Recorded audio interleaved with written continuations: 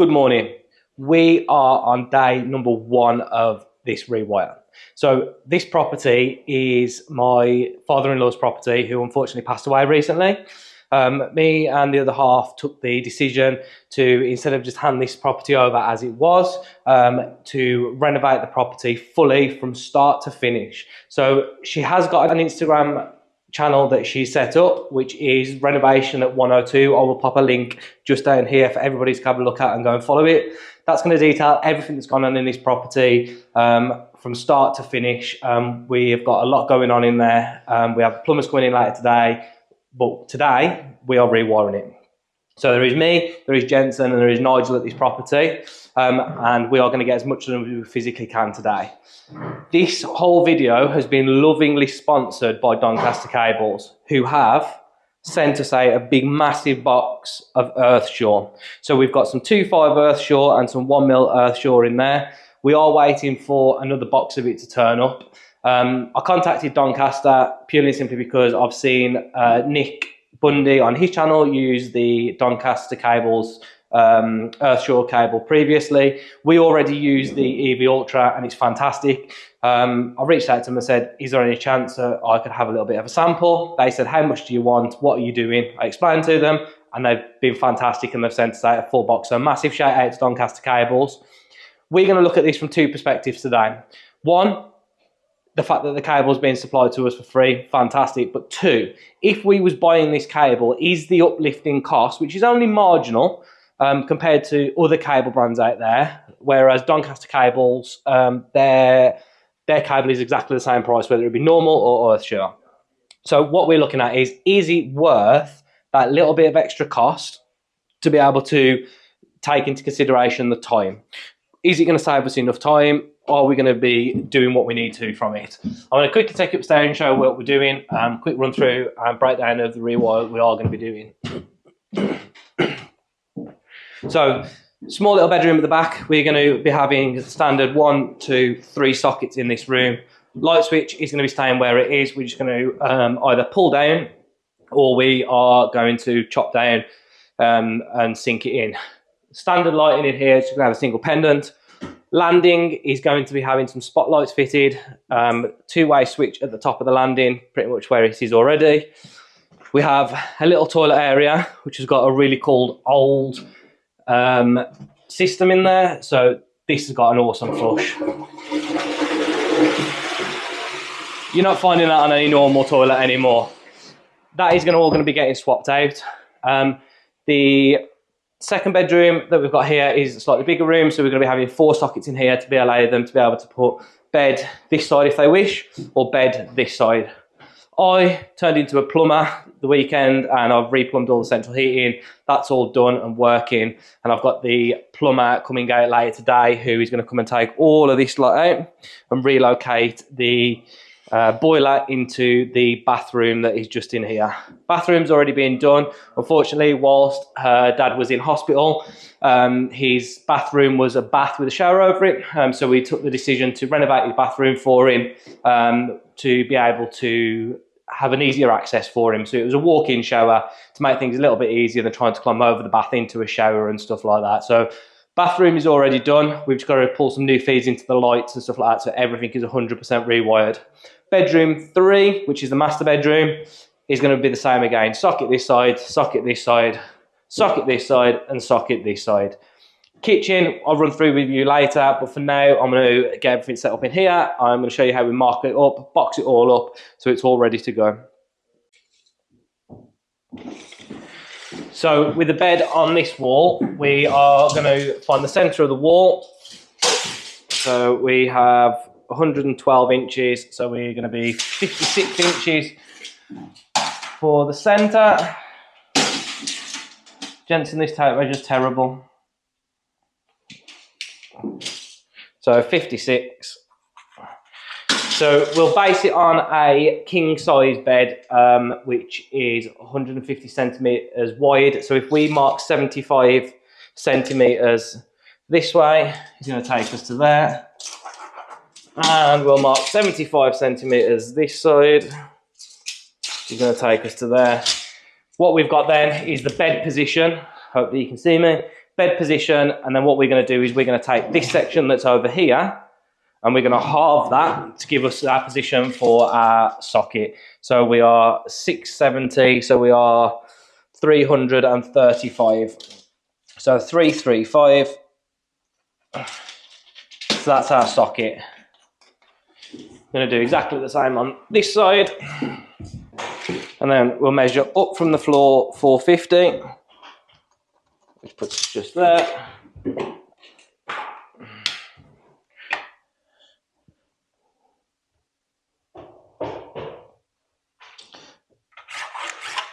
Nice level line across, which means then, sorry, we can grab a box. We can drop the box on that line. We know we're in the centre. Draw around the box. And that gives Jensen a perfect position to then start chopping out at. So just a quick little tip for you when you are marking out sockets. The bed's being marked out. Sorry about the noise, it's Nigel next door. Centre of where we're going to be putting our socket. If you get yourself a little level like this DeWalt one, never ever Milwaukee or Makita DeWalt, they are really one. Mark yourself a 450 mark from the bottom of the level to a position on there. It means that when you put it onto your position of where you want to be, you have always got that easy 450 mark to go to, flip it over, so you can then get a flat level mark. Once you have that mark, you're able to line the centre of your box up to your centre of your mark, draw around your box, which gives Nigel, who's going to be doing the chasing, the option for it. The chaser is going to run down the wall, so we're going to have a mark on the right hand side of the box.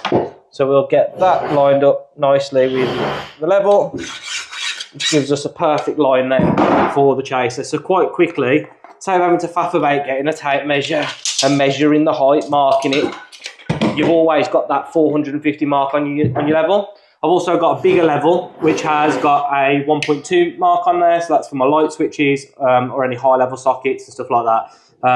Great little tip for you. So whilst Nigel is upstairs with Jensen making a load of noise chopping out, I thought we would come downstairs and we will plan the kitchen out. So the kitchen in here is going to be quite straightforward. We are going to have a unit that's starting here as a corner. So we're going to have a socket up that corner. We'll get the radiator moved. We are going to pop a socket here as well. We can't put anything in line there because, as you can see, the laser line that's just on the windowsill there is well under, well, sorry, the windowsill is under the position of where the sockets would be. We have a cooker that is going to be sitting around about here, and then we're going to have another unit then here, so we're going to pop another socket that's around about here.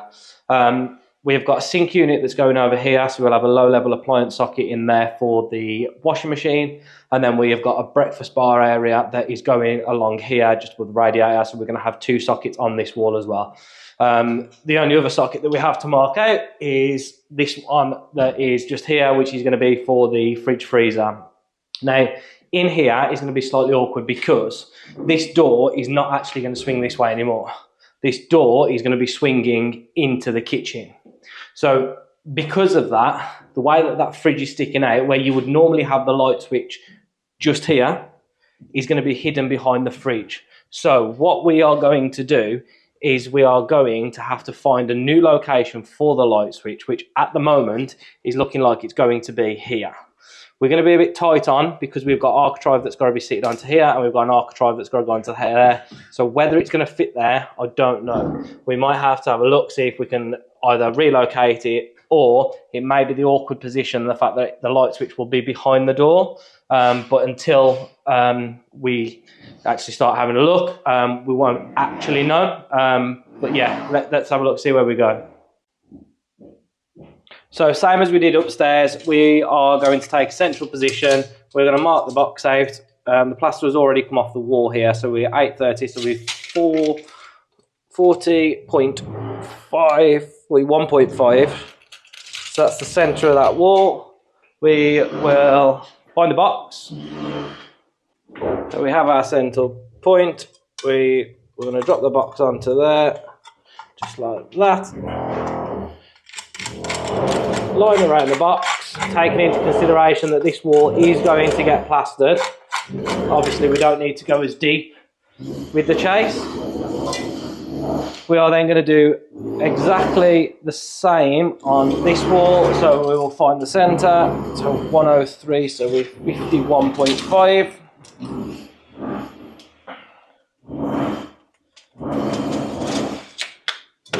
And again,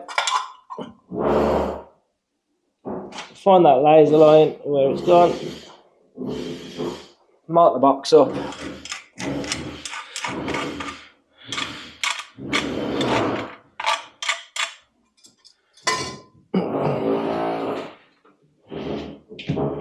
Now, a really important tip when you are chopping boxes out, if you want a nice neat finish, is what we will do is we will pepper pot these. I don't know whether that's a Midlands thing or not, but pepper pot, we'll put a load of little holes all the way around the line, which will allow us to chase it out nice and neat, have a nice tight finish. You can use the chaser, because this kitchen's getting fully skimmed, it probably wouldn't be a problem, but just for the purpose of showing you how it's done properly, we'll go ahead and we'll show you.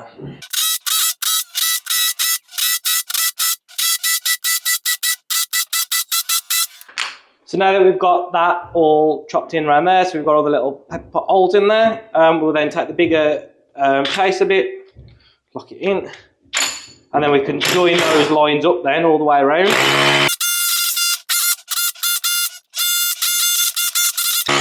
Now because we've used a depth mark on the drill bit, what we found now is when we start chasing is we'll come to a level of resistance. And when we hit that resistance, that's generally the depth of where that 5.5 bit's gone. Because what you're doing is you're now not breaking through something that's got the ability to move, you're hitting something completely solid. So once we've done that all the way around, we can start chipping the brick out from internally.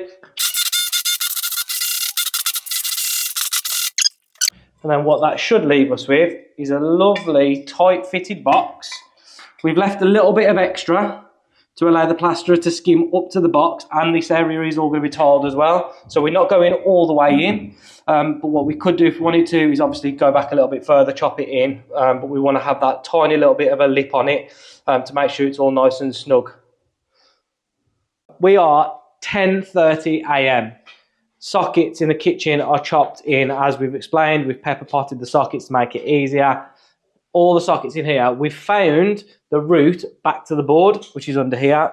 We presume that they'd gone through a cavity somewhere. It turns out not. What they have done is they've actually utilised the stairs, and they've come through the stair gap, which is a very tight gap just up here, into this section up here, and then they've popped out up there, and then into what is above there is the toilet. Jensen and Nigel have been busy upstairs. Living room, we haven't got anything done in here yet. That's our bit of a storage hub at the minute.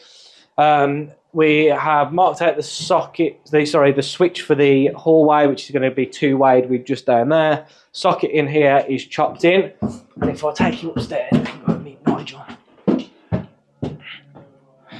So, Nigel's in here. Say hi, Nigel. Hello. Jensen, it's probably a bit higher so we can see you. Jensen's got all the boxes in here, all fixed into position, grommets in, and they're ready to start having oval conduit coming up the walls, so they can start getting everything wired. We are still waiting on the box of 2.5 coming from Doncaster, but it'll be on its way shortly. Socket on the hallway, on the landing is all done and chopped in, ready. Back bedroom is all chopped in, ready to go. So for 10:30, we're flying.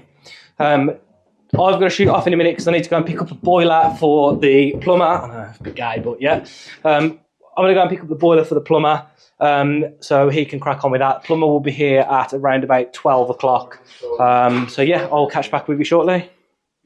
So, Jensen's just had a little bit of a boo-boo, haven't you, Jensen? A little bit, yeah. Jensen's decided that he wants to carry the chaser all the way through cable that was in the wall here.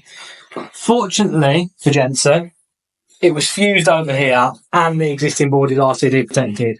So, what have you got to say, Jensen? Are you gutted with yourself? Yeah. Well, saw my life flash before my eyes there a little bit. So it happens. Yeah. It's in a zone. Unfortunately, with the chaser going, you don't always notice. You just carry on down, and the next thing you know, bang, it's gone. The only reason he noticed is because his chaser went off. I reckon if it didn't, he'd have just probably carried on all the way through. But it's just a bit of a warning to make sure you are aware of what you are chasing through, because those chasers will literally plough through anything. They do not care. I think previously Harry went through a gas pipe, so that was always interesting. So we are well into the day now. We are 3:20, and we'll just spin you around and show you where we're at. So we have the hallway switches chased and first fixed, cappings all on, oval tube, all banded, all ready for the plasterer. The other switch in the hallway, which is the two-way for the kitchen, is all done as well. The spotlights in the kitchen are all first fixed. We've left the existing power on at the minute because there's still some other little bits that we've got to do, and the lights are a massive help as well. Jensen's been busy in the kitchen. He's got all the kitchen sockets first fixed, everything obviously well within zones. So we have a socket coming down again, and this will be for an appliance socket that's just down here. As you can see, the 2.5 Earthshore is slightly fatter than what you would normally expect, so it can be a bit of a pain through the oval tube if you've got two of them. But generally, at this point, it's not really making any difference to the install time. What it will do is will make a massive difference when it comes to second fixing, which is what we'll get to at some point in the next few days. The plasterers are due in on Wednesday, so that means that we've got tomorrow to get wrapped up in here. Nigel's been busy upstairs. He's got the socket cables starting to be put in. We have a switch cable ready for on the landing. Had a quick tidy up, sweep around. Once we've started to get stuff into these rooms with the 2.5 that's downstairs, we'll be able to button those floors up so that they're all closed up and done as well, which then will leave us with lighting upstairs. So we aren't at the end of day one yet. We will be shortly. We're probably going to have another hour or so here, and then we'll be off on our way. But all in all, as day one comes to a conclusion, we've not done too bad. So we will either come back to you in a little bit as we wrap up at the end of the day, or we will see you first thing in the morning.